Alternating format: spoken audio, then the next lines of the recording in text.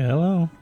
There we go. I needed to add you as a contact in my phone. How could it be that you didn't do that already? You're in now. You're forever in. I'm glad. As you are in my contacts.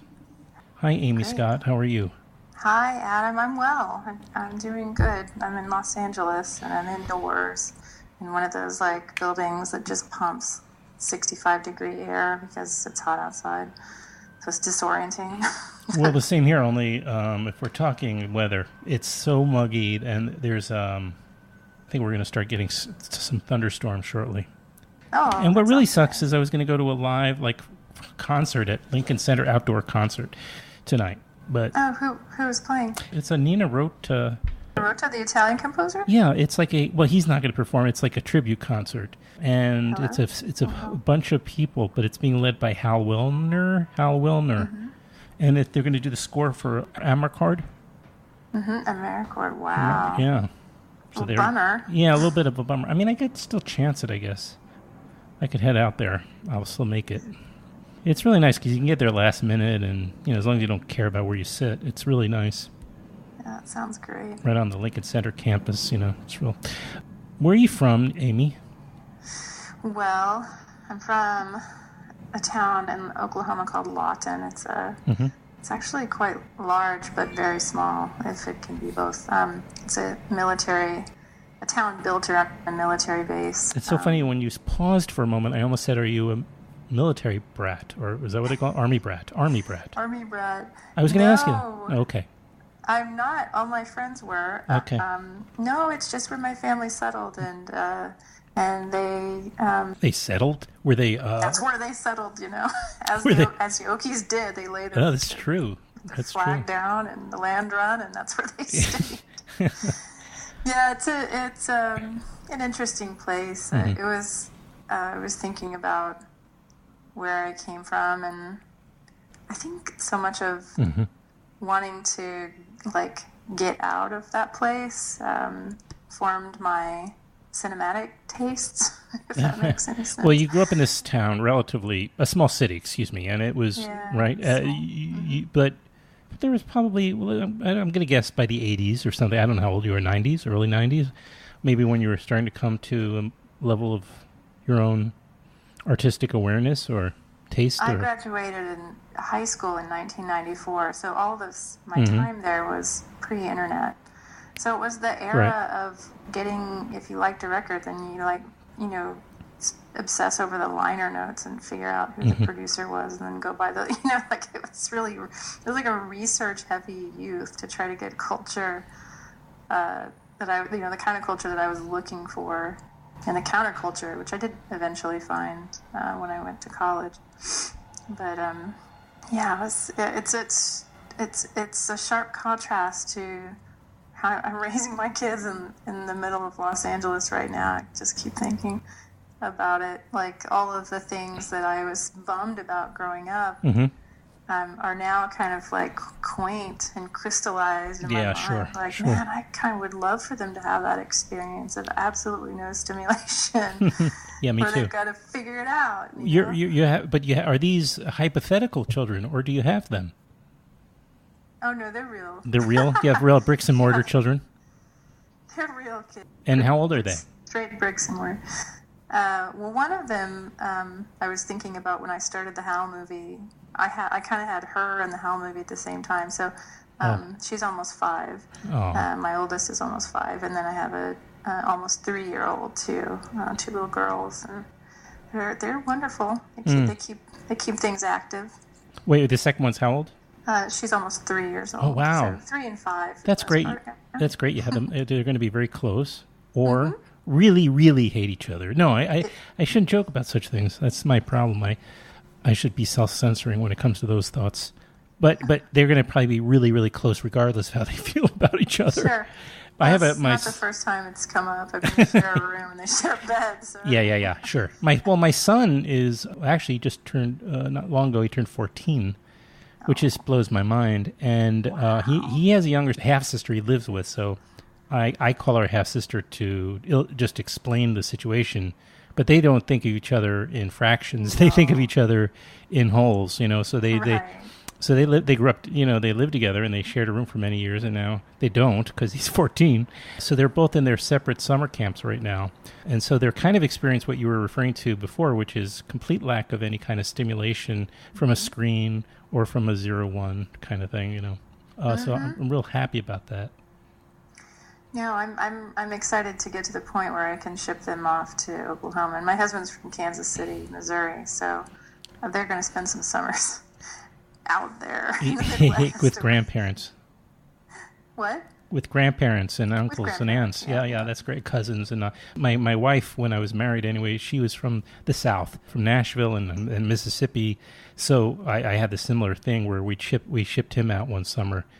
And it was a kind of a failed experiment, only in the sense that these kids grew up in a house where like the TV was on all night, and the kids had the TV, and he couldn't sleep. He enjoyed their company, and they were all very loving and generous to him. But he didn't grow. He had a different experience. Very different experience. Anyway. But so no, you want to idea, in your mind you envision that they're going to go back there. It's going to be like the Wizard of Oz, and it's just like rolling hills and no internet, no television, and books everywhere. That's nuts. Well, no, the in-laws are watching. Everybody's watching CNN all the time. It's a complete distraction. And that would have been all right. The yellow brick road leads to the Waffle House in this case, but. So I was going to ask you, growing up in this city in Oklahoma, if they had an art house, when you first became exposed to the great films of Hal and his contemporaries like Peter Bogdanovich or, of course, Robert Altman, and these guys were making these wonderful, as you put it, countercultural films. And where were you first exposed to those?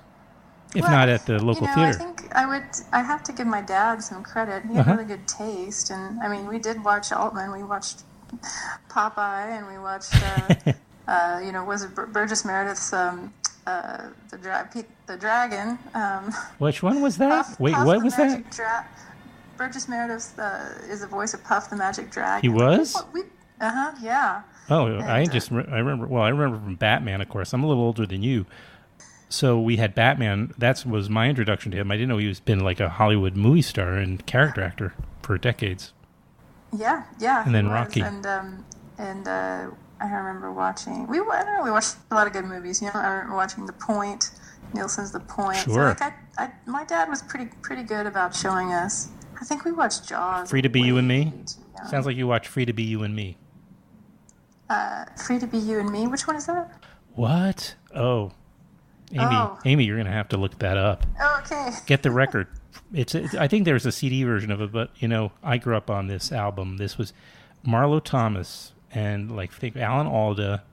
Oh, yeah, it's like a musical about kids being okay, whoever they are. It was like the first time. It was also, I think, on PBS, but I could be mistaken. But they made a record, and it might have been a live show. And they were these different skits, and they were all about children allowed to be whoever they were. It was really ahead of its time in terms of the messaging. Fantastic. Very beautiful. And there was a song, William Has a Doll, that was very memorable, where kids would tease this little boy because he loved playing with dolls.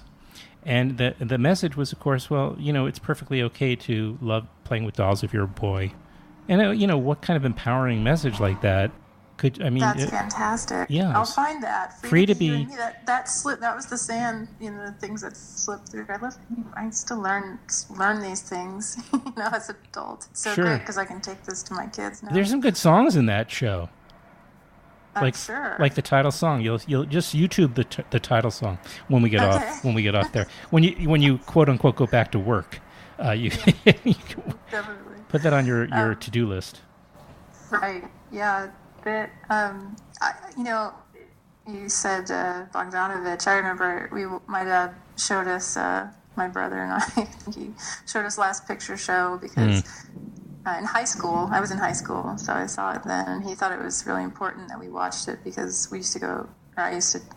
my friends and I would try to go and buy beer in Wichita Falls, Texas. And so he's like, well, I know what you're doing down there. Well, anyway, this movie is cool. It's about Wichita Falls, or they shot it there. So it's like, that's a good teachable moment.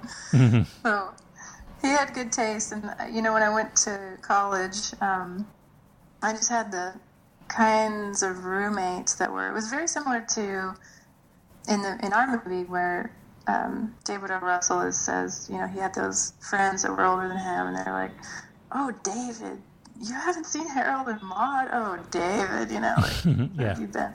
And it was precisely exactly the same scenario that I had in like my freshman or sophomore year, and I was doing film studies.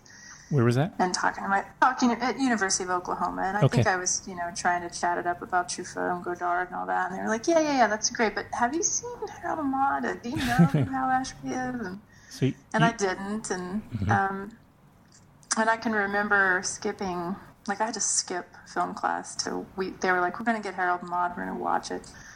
So I would think that's so interesting that I had to like, not go to class to stay home to get schooled on Ashby, and it was life-changing. You know, that movie, Harold and Maude, I know that's everybody's like introduction for the most part into him, but and I think it's for a reason. You know, it's, if you see it at that time, it's like seeing Rebel Without a Cause or Reading on the Road, or you know, any sort of seeing Free to Be You and Me when you were an adolescent kid. Yeah. Well, you referred to, I think you referenced rather David O. Russell before about his someone putting Harold and Maude on his radar, correct? So that was in the film. So it might be a good time to kind of talk a little bit about how, well, we are, I suppose, by talking about Harold and Maude, but you've made this feature documentary film, which I caught up with, I think it was at Montclair. Yeah. Mm-hmm. But it premiered at Sundance, right? Yes. Okay. And we'll just get it out of the way. It's opening on September 7th here in New York City. Mm-hmm. You have any other, what other towns it's opening up on that day? Or is it? It's opening, well, it's in New York on the 7th that weekend at IFC Center, and then LA the following weekend, and then San Francisco. So it's going to roll out. Website. It's so cool. It's playing in Columbus, Ohio. Like I'm just floored. It's going to all these cool places. That's great, right? It's exciting. It is exciting. Now, have you made other documentaries prior to this? No. How is that possible?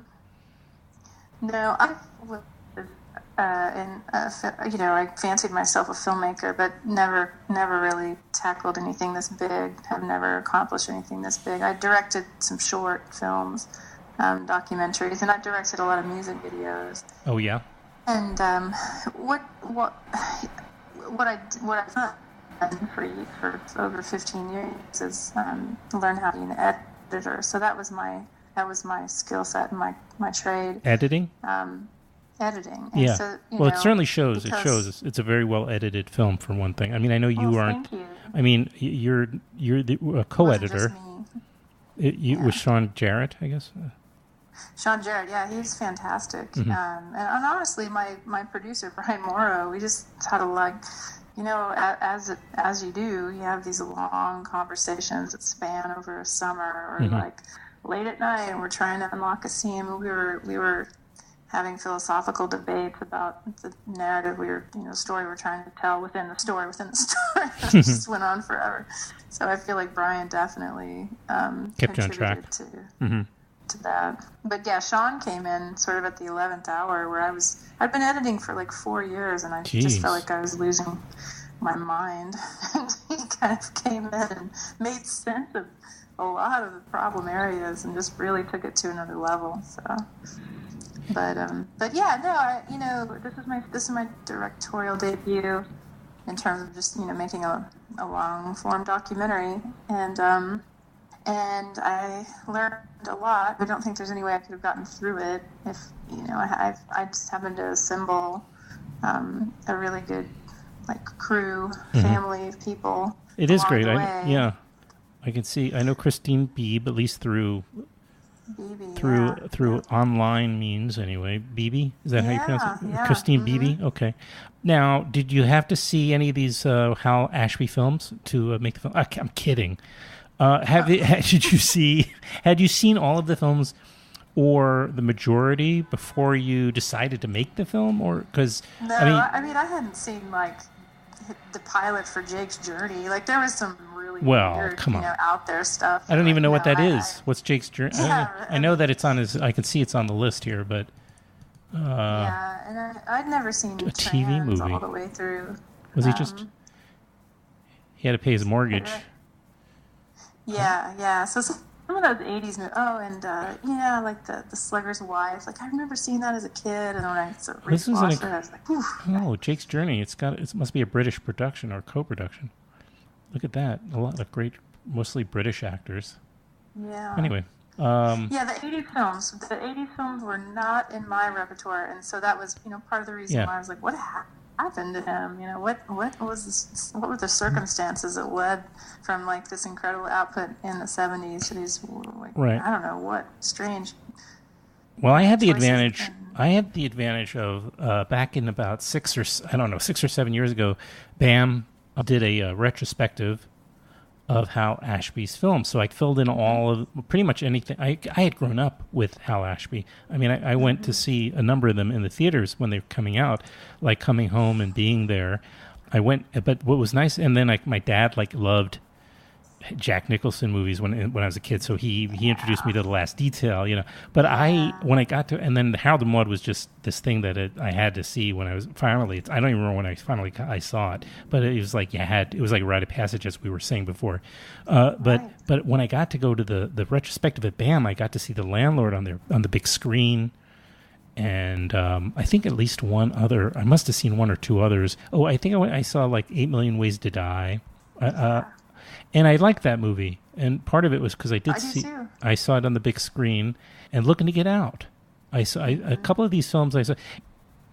What was great was that I think Nick whose book his book came out around that time. Yeah, Nick Dawson's book on how. So with those things, I really just went and got to see pretty much everything, other than Jake's Journey. Right. Yeah. And Nick's book was kind of the reason why I made the film. I mean, I read it, and I was like very ignorant with my first child, and closed it and turned to my husband. I'm like, I'm gonna, try to sell him on this plan that I was gonna make this movie. I'm sure he thought I was insane. It was mommy brain or whatever. Yeah, no, what do? You're like, okay, pregnant lady. Good idea. Well, I'm glad you did. Let's hope this passes. I don't know about your husband, but I'm really glad you made it, and you got he is too. Good. And a lot of people are in this film, including Nick Dawson, who did write that biography. And if you're a fan of Hal Ashby's, besides seeing Hal, the documentary, which we're talking about right now, I'm talking to my listeners right this second. If you see that, it comes out September 7th in New York. But then read the book. Read Nick Dawson's book, which I'm going to glance over at on my shelf. There it is. Life of a Hollywood Rebel. Why do I have I have a library copy? That's weird. I must have bought it off the internet and just like a used copy. It doesn't speak well of me, but I did read it with really like you probably experienced it, where I just digested it, inhaled the book. Yeah. For certain, I thought it was so well written that I could imagine scenes as they were playing out, and then I was convinced that I thought that it was already made. So I started Googling to try to rent the film, and then I was like, wait, there is no film? That's strange. And then I kept going on, and then I just got in contact with Nick, and I was like, what? Hi, I just read your book. I don't know you, but why isn't there a movie again? And then he kind of was like, I don't know, call this guy from the estate. Talk to him. Oh, and he gave you a name. That's great. And had anybody else attempted to when you talked to the estate guy? Sure. Mm-hmm. Okay. For sure, yeah, lots of people. Which is strange because I had no experience. I had no business pitching this idea. I mean, I was really pregnant. I had like a lookbook. Mm-hmm. I'd like written a treatment, kind of, and it just kept going. They're out in the valley in this little office, and they're really, really nice people. But I just kept bugging them. And I was like, I have a vision, we're going to make this movie. And they're like, okay. And I think I just wore them down eventually. I hear that a lot on the show. Yeah. No, you do. At the right time. Mm-hmm. That could be it too. Yeah. You could have been your timing. It was just the right time to do it, right? The long feud between the Bridges brothers and Hal had finally ended. I'm kidding. Yeah, right. The only feud he had was with the studios. Yeah. Both bridges are in the film. You've got two bridges. You have, Bo was in... bookended by the bridges. Right. The landlord was Bo Bridges. And 8 Million Ways to Die, what was it? That's that was his last film. Yeah. So it's a kind of interesting because, one thing, it's hard. It's kind of a hard story. It's like, here's this incredibly beautiful guy, Hal, making these... As who is it that kind of refers to the streak that he had in that 70s? Was it what's his name? The director of Nebraska. What Alexander? Was it Alexander Payne? Was it Payne who said his 70s streak was incomparable to just incomparable. I mean that there have been other filmmakers like Scorsese or Coppola or William Friedkin, Leaving Out Women, sorry. But that, had 7 films in 9 years, yeah. Yeah, but there are others that had 7 big hits, but they also had a bunch of other flops. I mean, but his movies were just, that 70s output from The Landlord straight through Being There, just unbelievable. It is. Right? Unparalleled, most definitely. So it's just completely all the more tragic when he's treated by, the studio... or by the industry so poorly and mistreated and mistrusted that his decline is just all the more tragic. It's very tragic. I don't want to completely give away the end of the film, although most people probably know, but it was just everything happened really suddenly. Yeah.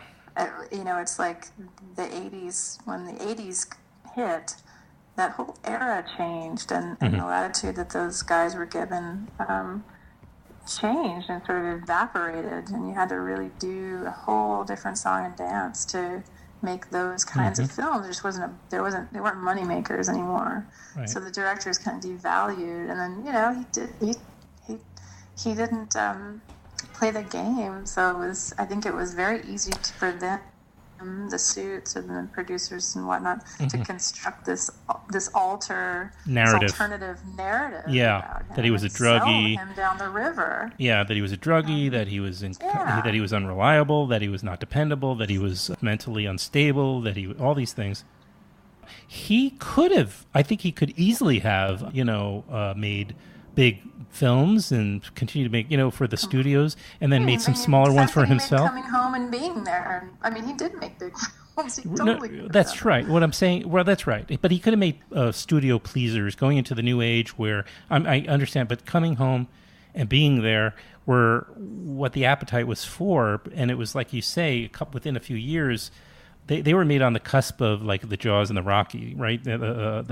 These new movies and Star Wars. So those movies came out right on and these films, these last couple of films by Hal, Being There, Coming Home, came on the heels of that. He just barely squeaked those out because I don't know if they could have been made a few years later, but he could have made bigger films that would have pleased the studios and then squeezed out more Coming Homes and Being Theirs for his own, just fulfillment artistically. But he had already had such bad relationship. He was ostracized so severely that he didn't even have the opportunity to try to do that, which a lot of other filmmakers did do, or others did do that. They did, and it's sort of why we wanted to include that section on Tootsie, because Tootsie was a huge hit, and it's a wonderful film as it was. It's just it's just the what if, like, what if he had been able to make that? That would have been such a redemptive smash hit, and it's just such an Ashby. It just feels like it would have naturally been a Hal Ashby film. Yeah. Okay, so we know that. You still got, obviously, he had so much goodwill around him. People loved him. Jane Fonda, Louis Gossett Jr., Lee Grant, Norman Jewison. By the way, Norman Jewison, if you could give me his email, I'd appreciate it. Thank you. And then John Voight. But all these people are in your film, speaking with such a love. A couple of them even really get very emotional in the film. I don't want to, again, give away too much, but they really were present for you. And then who couldn't you get? Who did you try to get, but couldn't? Okay. Well, the obvious. I mean, Bud Cort's not in it. Who's not in it? Oh, Bud Cort. Bud. Right, Cort. yeah. Although he's in it in archive. He's in it. Yeah, we couldn't make a movie without Bud. How come he didn't do it? It just didn't. Sometimes you just don't get him. It just doesn't work, or it works too late. That was very hard without getting into detail. Okay. We love Bud Cort. Really wish he would have been in the movie. We tried. I bet. But Jack Nicholson would have loved to have had him. Warren Beatty would have loved to have had him. So those are my big... The three hardest. But, yeah. Yeah. You still did But I'm shocked we got Robert Towne. That was like, we're never going to get Robert Towne. I couldn't believe it when we did. Just because he's kind of has a reputation for being, I don't know. He's elusive. He doesn't really give... I see. He's not an interview guy. I see. But he's also been known to have some feuds. I didn't know, I was just listening to Paul Schrader, who, by the way, did the show not long ago, but he was doing another... Yeah, it was amazing. He did... I was listening to him on some other show, though, and he was talking about how he was, had some difficult relationships, some of which he's been able to patch up and others not so much. But anyway, but Hal didn't have any other creative types. He was just everybody seemed to really love him. They did. Except for the suits. Except for the suits. Yeah. Yeah, I think, and that was I keep thinking about the next film that I'm, as I embark on something else, it's not going to be as easy as it was to just call these people up and, present an idea, and they were ready because no one had asked them about Hal Ashby, and they had all these stories, and they wanted to talk about their friend. It was so apparent after the second or third interview. It was like, oh, wow, okay, this is going to get heavy. Yeah. you must have a lot more stuff. They haven't had the opportunity yet. You have a lot of stuff for that, of course you must, I'm asking, but I know the answer. You probably have hours and hours of, right? Or is this or did you just you kind of had very short interviews and you used the majority of what you got? No, we have so much stuff. Okay. So much. We have this one, it was so hard to, that's why it took me so long to edit the movie, because everything was, it was when Haskell Wexler passed, then his interview really, it was I'm going to put all this Haskell in because what a treasure. And then Pablo Ferro describes how he cut, how he came up with the idea to do the editing on Thomas Crown Affair with the split screens. He sort of gave us a technical, walked us through the whole process, which I was like, that's a side, that's an outtake if there ever was one. Yeah. Amazing. Do you have a favorite? Did you have a favorite? Was Harold and Maude your favorite going into the project, and did you discover a new, maybe another film take its place after you made the film, or? For sure. Yeah, definitely. Yeah, I mean, I think I wanted to do it for Harold and Maude, and then when I started watching them all on, approaching them for different reasons. I mean, Which one? I don't, at this point, no, all of them I would watch over and over and over for different reasons, looking for different things. And I don't have a favorite anymore, but I mean, I just have a vast appreciation. At the moment, I would say Being There is definitely a film that Being There and The Landlord together are happening right now in plain sight in 2018. So I do think they're really important, relevant films to go and watch. Is The Landlord? First time I saw those films. Yeah. Oh yeah, no. When I saw The Landlord for the first time, which is the most recent, probably one, well, that's not quite true. I think I saw I think Secondhand Hearts I finally caught up with much more recently. But The Landlord, when I saw that at that retrospective, I was just like, how could I have never seen this film before? Where has this movie been all my life? Yeah, it's so good. It's so great. Yeah, it's really amazing. Just an amazing, so countercultural, so just unbelievable. Just how did it get made? You're like, how does something like this get made, and what it must have been like on the set, and just this, it's just such a dangerous movie in a way, but also just... It was so dangerous, but you got to think about, like, he had just come from shooting in the heat of the night, which was literally life-threateningly dangerous to shoot. Yeah.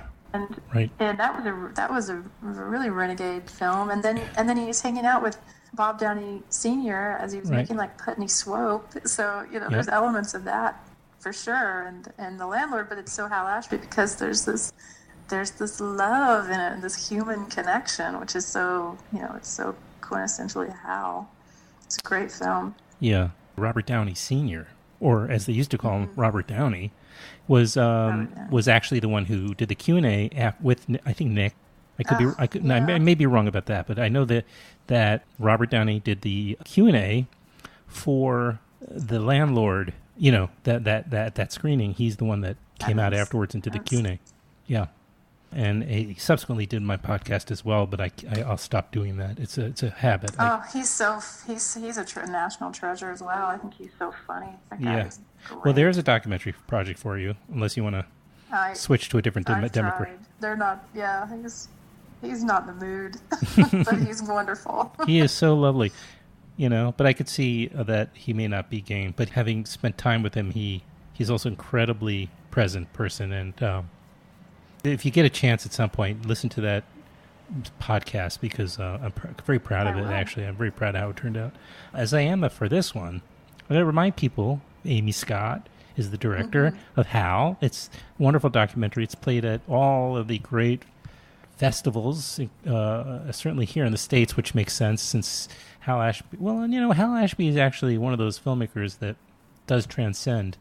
Anybody who's a film lover knows Hal Ashby, regardless of where they live. But it played. Oh yeah, we're doing well across the globe. I mean, yeah. Do you have, is it playing at a festival this weekend? France, everywhere. I'm sorry. Is it playing at a international festival this weekend? Did I see that on your website on the 27th? Says perhaps. Oh, Perth is Perth. It says View Omni. I don't know what that means, but it has a kind of European time. Let me click on that. I'm looking at. Most likely, we did Karlovy Vary and Edinburgh and Australia. I think we're doing one in Jerusalem. I mean, it's making the rounds. So. Beautiful. That's what I'm most proud of. We made it for Hal, and to have anybody that's never seen, and that was one thing I noticed, on the festival circuit, where these young kids that were coming up to me afterwards, like, "Oh man, I've never seen any of his movies. I want to go watch all of them now." And I was like, that's exactly what. Yeah. That's exactly what you want to hear. But it went to Full Frame, Wisconsin. You mentioned Kansas City, Nashville, great festival, Cleveland, and San Francisco, Seattle. On and on. AFI docs. Beautiful. Yeah. Oh, well, we actually won a special jury award at Dead Center in Oklahoma, and that was very rewarding for me to back. Literally. Yeah. It's going to be in New York City at the IFC Center. Coming up in a short, you'll be there for the Q&As. I'll come by if you don't mind. And I'd love to meet you in person. I would love to meet you too. Congratulations! And then it'll be in Los Angeles a week later, as we said. I guess that's the 14th. The 14th at the Nuart. Yeah. At the Nuart. And actually, the Nuart is playing. It's playing for a week there, I believe, and they've also scheduled Harold and Maude screenings as well. Great idea. But people should see. We mentioned the streak. Let's just The Landlord, then Harold and Maude, The Last Detail, Shampoo. Shampoo's great. Warren Beatty. Bound for Glory. Coming Home, being there. Secondhand Hearts, Looking to Get Out. Let's Spend the Night Together, which is the name of the film. Don't get nervous. And The Slugger's Wife, and 8 Million Ways to Die. Trans. Don't forget about Solo Trans, a weird Neil Young concert film. Oh, is that what that is? For the Neil Because he made the Trans. Yeah, he had an album called Trans. I never saw that. Is that not like on YouTube? I bet it is. It was for a while. Yeah. Okay, I'll find it. It's interesting. I'll definitely look at it. I have one more to go. I may want to put it off because it's one. It's nice to always have one more thing, even if it's a concert film. That way, you have something to look forward to. Once you've seen all the Cassavetes films, you can't see a new Cassavetes film. That's the problem with that. So that's my guy too. So the trick is to always leave one out and save it. Save it for that, I don't know when, but make sure you're saving it for the right time because there's no more Hal Ashby movies. But this has been great. Thank you, and I wish you a lot of luck with it, and we'll meet up soon. We will. Thank you so much, Adam. This is really, really fun to kick the can around. Yes, exactly. May have been a better name for the podcast now that you mention it. I kept it to 45 minutes, which I didn't know. Wonderful. That's perfect. All right.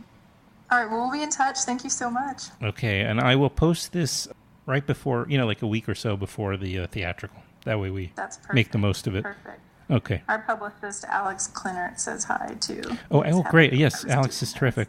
It's being distributed by Oscilloscope. Uh-huh. And that I can mention that, too, because we have friends at Oscilloscope. And they're great. All right. Well, thanks so much, and we'll talk soon. We'll talk soon. Okay, thanks. Right. Have a good weekend.